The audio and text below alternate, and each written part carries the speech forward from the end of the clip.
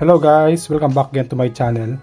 For today's video, ang ituturo ko sa inyo ay yung mga shortcut key or yung mga secret key dito sa remote ng Kulid Quad series. Hindi ako sure kung meron pang ibang SIM remote ng Kulid Quad series tapos iba yung model. So kung meron man, pakitry na lang sa aircon nyo kung mag-work. So ito, apat lang to. Tuturo ko kasi baka napindot nyo kasi may mga nagko-comment sa akin na bakit daw walang ilaw yung control panel nila, bakit daw hindi nila mapindot yung remote nila. So yan, baka kasali yan dun sa experience mo. Okay, so bago tayo mag-start, disclaimer muna, hindi ako expert. Yung mga sasabihin ko kayo na based lamang sa experience ko, based lamang sa mga na-search ko.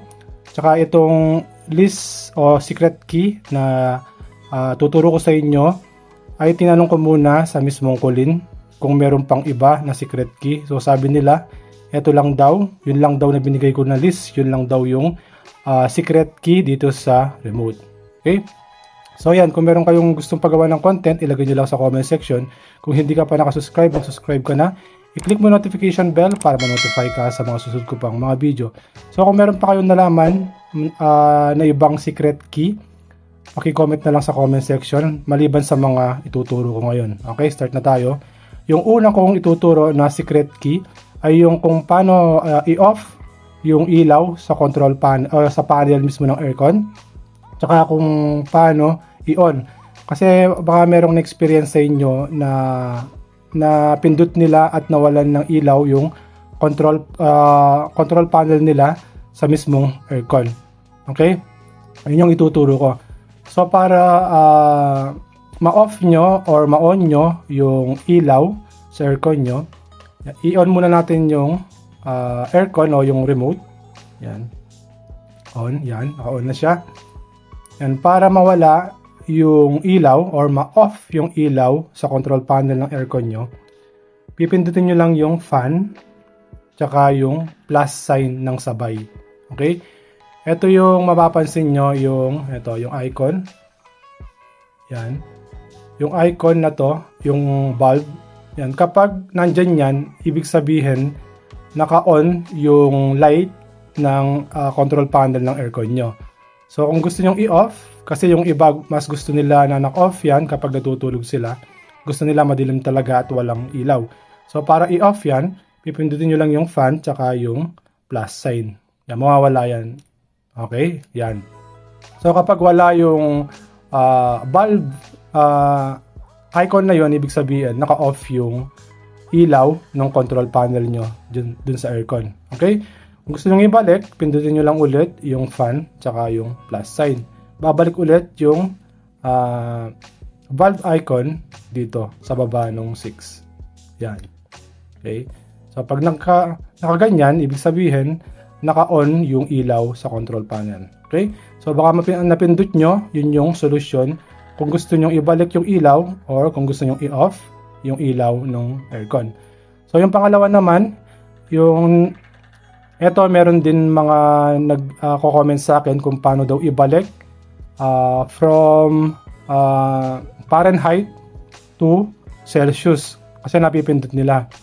So, yung mas ginagamit natin dito sa Pilipinas ay Celsius, pati sa mga news, yung temperature, yung ginagamit nila Celsius. So, kung napindot nyo, tapos Fahrenheit yung nasa aircon nyo, ganito lang para ibalik. Okay? I-off nyo muna yung remote o yung mismong aircon. Yan. Sa akin kasi hindi nakasaksak, kaya kahit anong pindot ko dito, walang magbabago. Okay? So, i-off nyo muna yung remote. Yan. Tapos, pindutin nyo yung minus saka yung mode. Okay, pindutin nyo ng sabay. Yan. Nagbabago yan from Celsius to Fahrenheit. Yan. Naka-Fahrenheit na siya. So, yung iba, baka napindot nyo, tapos nagtaka kayo, ba't naging Fahrenheit yung dito sa display ng remote nyo. So, para ibalik, minus lang, yung ito, minus button, tapos yung mode. Pindutin nyo lang. Okay? So, yan. Yung pangatlo naman, na secret key, ay yung child key.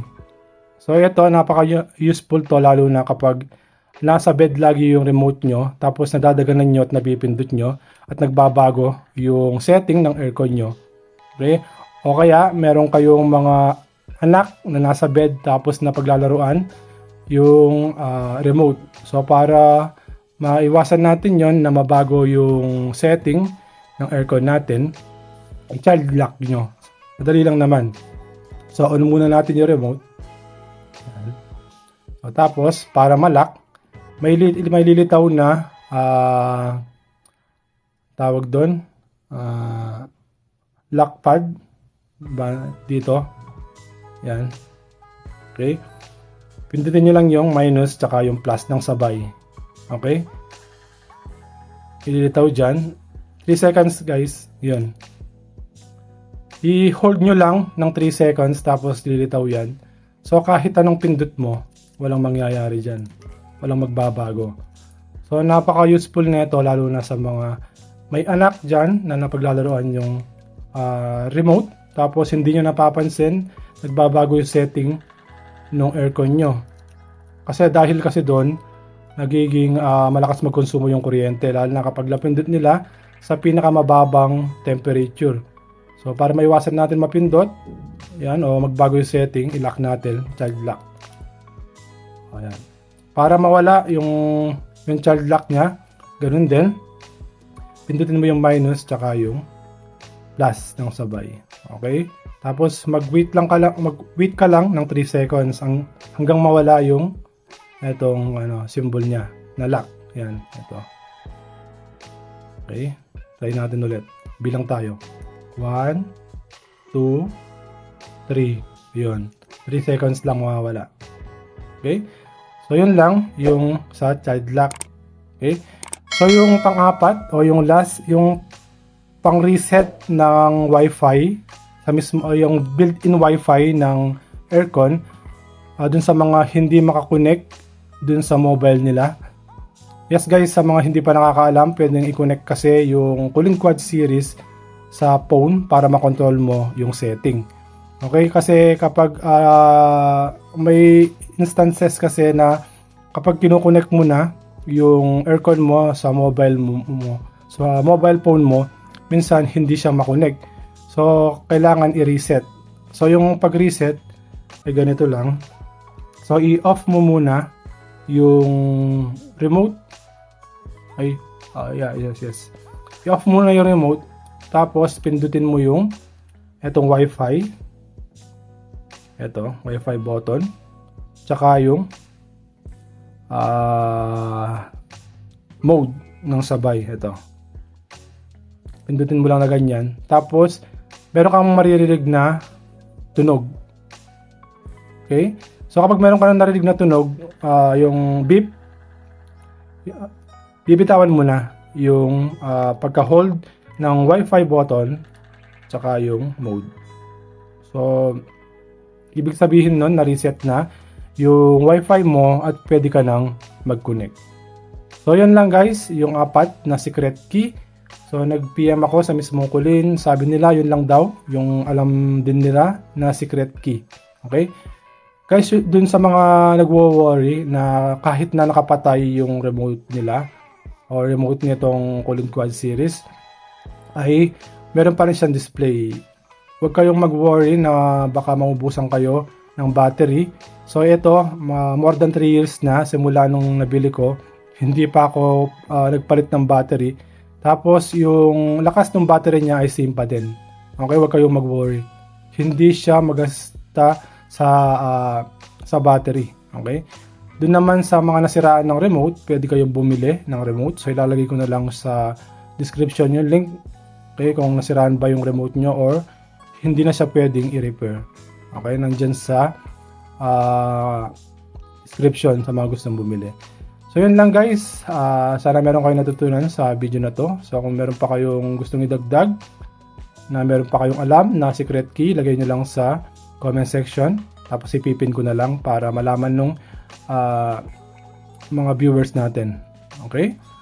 So yan guys, maraming salamat sa mga gustong pagawa ng content. Ilagay nyo lang sa comment section kung meron kayong suggestion. Sa mga hindi pa nakasubscribe, mag-subscribe lang.